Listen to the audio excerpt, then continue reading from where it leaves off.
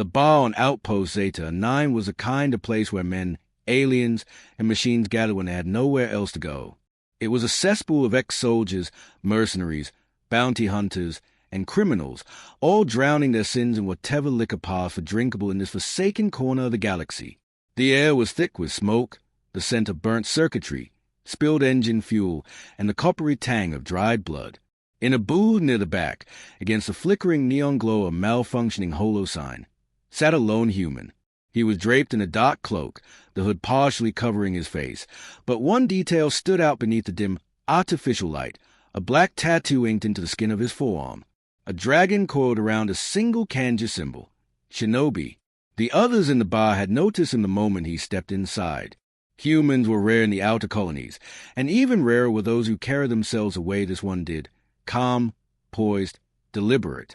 He had walked in without hesitation, ignoring the stays, taking a seat as if he had no concern for the dangers around him. It was as if he belonged among killers, yet was entirely separate from them. That made them uneasy. At the far end of the bar, a group of hulking alien mercenaries observed him with a mix of amusement and contempt. They were part of the Black Fang, one of the most feared mercenary groups in the sector, known for their brutal efficiency and lack of mercy. Their leader, a massive reptilian humanoid named Korgoth, sat with his feet propped up on the table, nursing a jug of some thick, sludgy liquor. His green scales were marked with old battle scars, and his right arm was a heavy cybernetic replacement, the result of an encounter he'd never forgotten. Korgoth's forked tongue flicked out as he squinted at the human's tattoo, then let out a barking laugh. "Would you look at this, boys?" he rumbled, loud enough for the whole bar to hear. "A shinobi? A damn ninja? You've got to be joking." His crew erupted into laughter. The human didn't react. He lifted his drink, an amber liquid, the scent of earth spices barely detectable beneath the acrid bar air, and took a slow sip. Korgoth sneered. "Oi, fleshbag, you deaf? I asked you a question." The human finally turned his head slightly, his dark eyes glinting from beneath the shadow of his hood. His gaze was calm, unwavering, like a blade waiting to be drawn. "I heard you," he said simply. Korgoth's grin widened. "Then answer. What's a shinobi doing all the way out here? Looking for work? Or just looking to die?" More laughter. Someone in the back pounded a heavy fist on the metal table, spilling a drink. The human set his glass down gently, his fingers barely making a sound against the rough steel surface. Then he spoke again, his voice steady. "You're mistaken." Korgoth raised a ridged brow. "Oh? About what?" "I'm not looking to die." A moment of silence. Then Korgoth's grin twisted into something darker. He leaned forward, his cybernetic hand flexing, the servos within it whirring softly. "You got some nerve, human. You think those old warrior tricks mean anything in this age? This is a modern galaxy. No room for fairy tale assassins. Out here, strength wins. Weapons win. You..." He snorted. "You're just another relic, dressed in shadows, thinking you're something special. But let's be real. Without that tattoo, you're just another weakling trying to act tough." He lifted his metal hand and slammed it down on the table, making drinks tremble and the lights flicker for a split second. "So tell me, Shinobi," Korgoth growled, his yellow eyes narrowing, "what happens if I rip that inked arm off your body?" The human didn't flinch. He didn't move. He simply stared at Korgoth, as if weighing his existence in that single moment. Then he smirked. "You could try." The air changed. It was subtle, but everyone in the bar felt it. The sudden stillness, the way the background noise seemed to fade into nothing. Even the flickering lights overhead seemed to dim, as if the very station itself held its breath. Korgoth's grin faltered for a fraction of a second. Something wasn't right. The human exuded no aggression, no outward hostility. And yet, there was an unshakable certainty about him. A confidence that only the truly deadly possess, the kind that came from knowing you had already won before the fight even began. One of Korgoth's crew, a brutish, four-armed enforcer named Groll, shifted uncomfortably in his seat. His two left hands rested on the hilt of a plasma knife. "Korgoth," Groll muttered, his voice low. "Something's off." Korgoth growled. "What? Scared of a single human?" "I've seen his kind before," Grohl replied, his voice barely above a whisper. "Not many. But the ones I have, none of them were normal. They move different. They think different." He hesitated. "And when they fight, it's over before you know you're dead." Korgoth bared his teeth. "Then let's see if that's true." In a flash, he lunged, his cybernetic arm, enhanced with reinforced plating and kinetic boosters, shot forward at a speed no normal human should be able to react to. The force behind it could shatter reinforced steel. But before his blow landed, the human vanished. For the briefest moment, there was only the whisper of movement. The air shifting like a phantom had passed through it.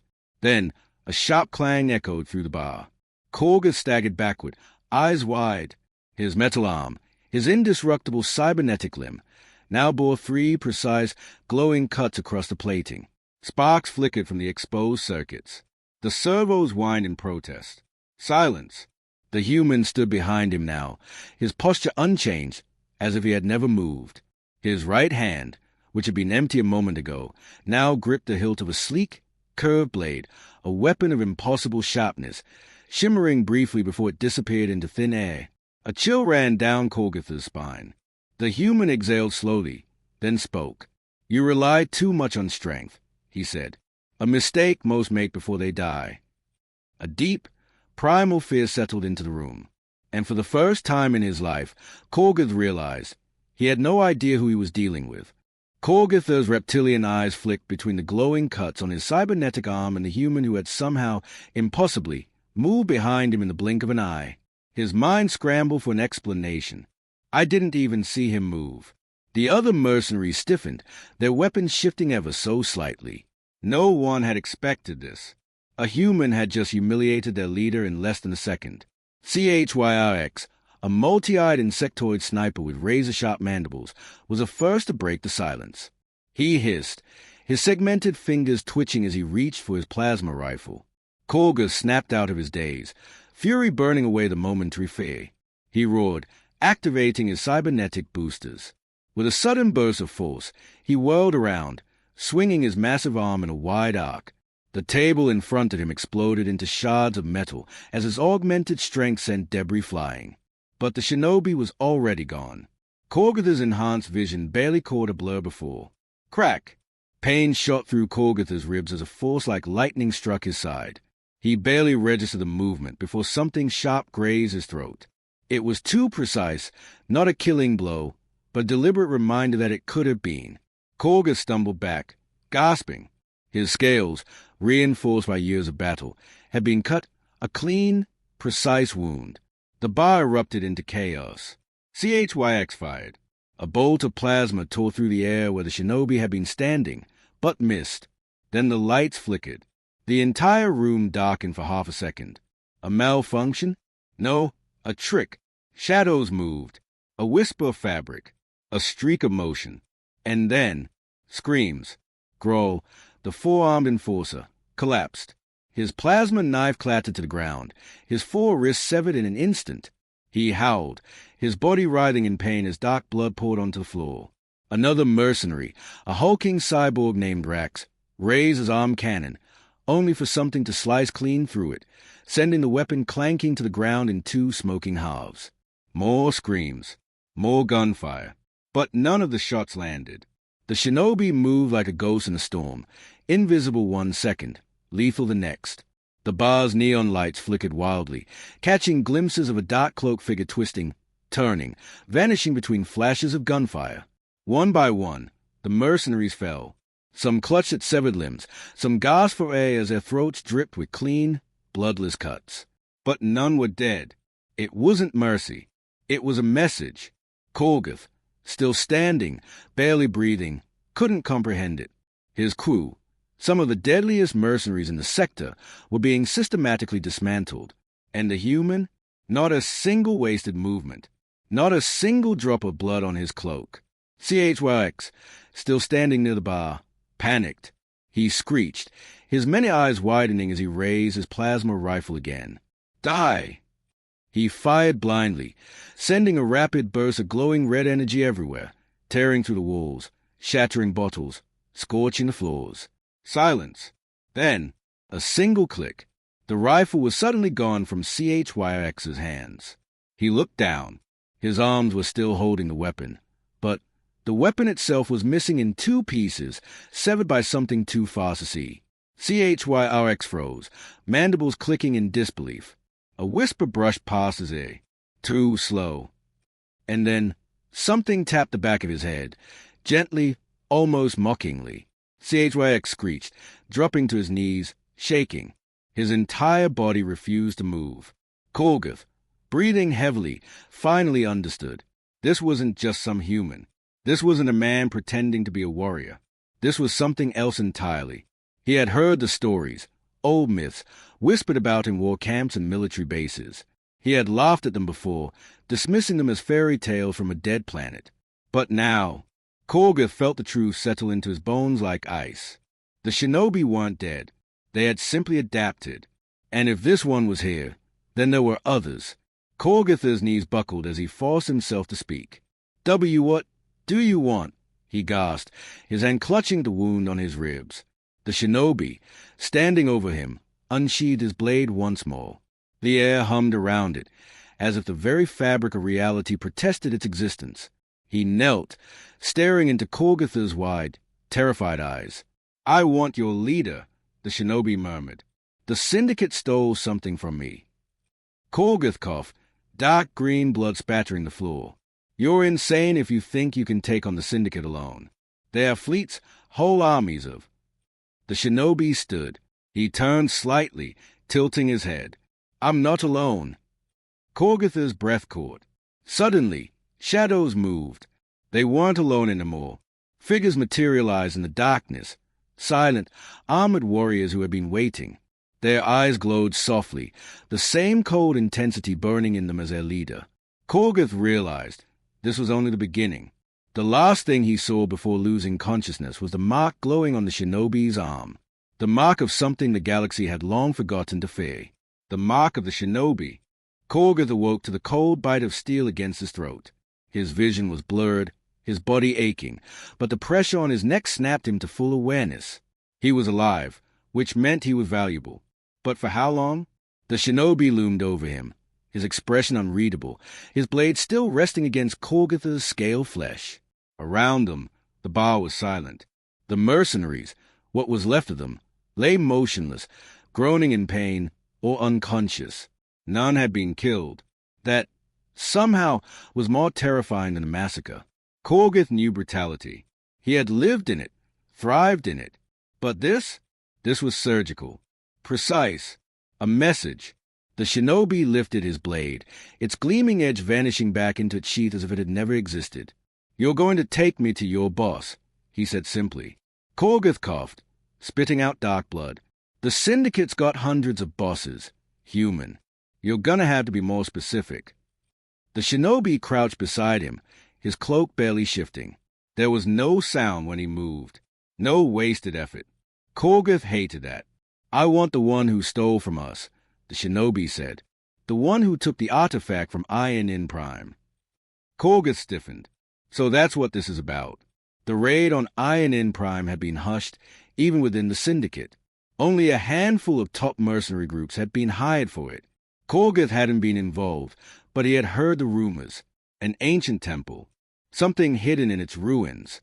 Something so dangerous that the Syndicate had wiped out every trace of its existence after the raid. Korgoth hadn't thought much of it at the time. Just another Syndicate power move. But now? Now, a ghost from a dead era was standing over him, demanding answers. Korgoth laughed weakly. If I help you, you know what they'll do to me. The Shinobi stared at him. If you don't help me, he said, his voice calm, I'll make sure they never find you. Something in Korgoth's stomach twisted. The way he said it, so certainly, so quietly, it wasn't a threat. It was a fact. Korgoth swallowed hard. His name is Valen Jask, he muttered. High-ranking Syndicate operator. Runs smuggling rings in the outer sectors, but his real power is in his research labs. The Shinobi's eyes narrowed slightly. Location? Korgoth hesitated. I don't know exactly where. A sharp pressure on his wrist. He gasped as something thin and invisible wrapped around it. A wire? A thread? He barely saw it, but it felt like a blade slicing through his scales. Korgoth froze. The Shinobi said nothing. Korgoth clenched his jaw. Valen's base is on Tau Cygna 4. A black site. Only Syndicate personnel know how to get in. The pressure vanished. The Shinobi stood. Korgoth's pulse was racing. He had been in war zones, in death pits, in ship crashes.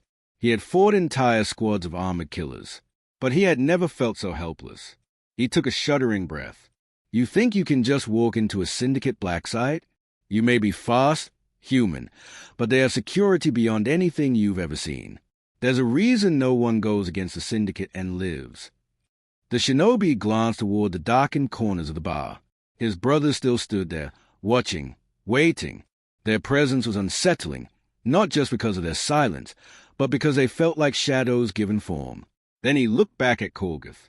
I don't need to walk in, he said. I just need to get inside. And then they were gone. One by one, the Shinobi vanished into the night, leaving nothing behind except the broken mercenaries in a room filled with a heavy stench of fear. The Syndicate reacts. Halfway across the system, inside the orbital station Helix Prime, Valen Jar stood in his private chamber, watching the holoscreen in front of him. His sharp, predatory features were illuminated by the cold blue glow of incoming emergency reports. Black Fang mercs, slaughtered, but alive. One human responsible. No name. No trace. Nothing. Valen's fingers tapped against his metal desk, his augmented eyes scanning through the intel. This is inconvenient. His personal guard, a towering android assassin known as Unit 77, stood beside him, its glowing red optics scanning the same reports. Shall I initiate termination protocols? The android asked in its hollow, mechanical voice. Valen exhaled slowly. No, not yet. He tapped the screen again, bringing up a file. An old one. The last known records of the Shinobi before their disappearance. A forgotten war. A wiped-out order. And now, one of them had resurfaced. Valen's lips curled into a slow, dangerous smile. Well, he murmured. It seems we stole from the wrong ghosts. He turned toward Unit 77. Prepare the Phantom Guard. If he's coming, let's give him a proper welcome. The android nodded. Understood. Executing Protocol Black Lotus. The screens around them dimmed. The Syndicate's deadliest assassins were being deployed. And in the dark void of space, a war that had been buried for centuries was about to begin anew. The cold winds of Tau Cygna howled through the jagged ravines, carrying whispers of death. Beneath the planet's perpetual twilight, the Syndicate's black site loomed like a fortress carved into the very bones of the world. Shielded by electromagnetic storms and buried under layers of security, no one entered unless they belonged to Valen Jask. But tonight, the storm brought shadows. High above, perched on the cliffs, the Shinobi watched. Silent, waiting. Their leader stood at the edge, his cloak barely stirring in the wind. His eyes locked onto the facility below. Inside that fortress lay the artifact the Syndicate had stolen. An ancient relic from Iron In Prime, a remnant of the old Shinobi Order. Something so dangerous that even the Syndicate, with all its armies and assassins, had yet to unlock its secrets. That would change tonight. The leader of the Shinobi, the warrior who had dismantled Korgoth's mercenaries without effort, lifted 2 fingers. A signal. The assault began. The fall of the Syndicate's black site. Inside the black site, the hum of high-security corridors was suddenly shattered by screaming alarms. Red lights barred the hallways, and Syndicate soldiers scrambled into defensive positions. The Phantom Guard, cybernetically enhanced assassins, each faster than a human could comprehend, deployed. Unlike mercenaries or bounty hunters, these were engineered killers, moving like liquid metal, cold and precise. The Syndicate didn't waste them on low-level threats. But this was not a low-level threat. Then the lights died completely. In the sudden blackness, the Shinobi arrived. The Phantom Guard motion sensor spiked, but too late. Shadows ripped through them, silent and unseen. The few guards who managed to fire their weapons found only empty air where their targets had been. One by one, they fell. No gunfire. No screams. Only the sound of steel slicing through metal and flesh. By the time the backup generators hummed to life, the Shinobi were already inside the inner sanctum. The last stand, Valen versus the Shinobi, in the heart of the black site, beneath reinforced steel corridors and biometric lockdowns. Valen Jar stood before the artifact, a black sphere, humming with power, its surface covered in ancient symbols, the last relic of the Shinobi's lost empire. The moment the doors hissed open, he was already smiling. The Shinobi leader stepped inside. Valen spread his arms. "You made it," he mused, his voice smooth, almost amused. "I was starting to think the legends were exaggerated." The Shinobi did not speak. He moved. In an instant, his blade lashed out, aiming for Valen's throat. But Valen was gone. A distortion of energy. He reappeared behind the Shinobi, a cool smirk twisting his lips. "You're not the only one who understands shadows." He tapped the artifact, and it glowed. The room shifted. Glyphs on the walls pulsing as reality itself seemed to twist. The gravity fluctuated. The air thickened. And suddenly Valen was moving faster than any human ever should. He vanished, only to reappear mid-strike, his blade descending like a meteor. The Shinobi barely dodged. Sparks flew as steel clashed against steel, their blades slicing through the very air like rips in reality. The battle was impossible. Valen, enhanced by stolen Shinobi relics, should have been unstoppable. His speed was inhuman, his power limitless. But then he made a mistake. For the first time, he hesitated. A tiny opening. The Shinobi took it. With a final, precise movement, his blade pierced through Valen's chest. Not a wild slash, not brute force, but a calculated, perfect strike. Valen's eyes widened. He staggered, looking down at the weapon buried in him. "Impossible," he rasped. The Shinobi leaned in, his voice a whisper of death. "You stole from ghosts." He twisted the blade. Valen collapsed, blood pooling around him. The artifact's glow dimmed, as if sensing the defeat of its false master. The battle was over. The Syndicate falls. Outside, the black site burned. Explosions ripped through its infrastructure, sending plumes of smoke and fire into the darkened sky. The Syndicate's elite forces lay in ruin. The Empire fractured in a single night. The Shinobi had won. As the flames rose, the leader of the Shinobi gazed into the distance. This was just the beginning. The Syndicate had taken something that didn't belong to them. Now, the Shinobi were back, and the galaxy would soon remember why they were feared. Epilogue: The Dawn of Shadows. Fire across the system. In the deepest reaches of Syndicate space, a transmission crackled to life. A figure sat in the shadows, watching the reports of Valen's death, the destruction of the black site, and the resurgence of the Shinobi. A mechanical hand drummed against a metal table. A whisper of a voice filled the room. "Interesting." The Syndicate was wounded, but not dead. Not yet. The war was only beginning.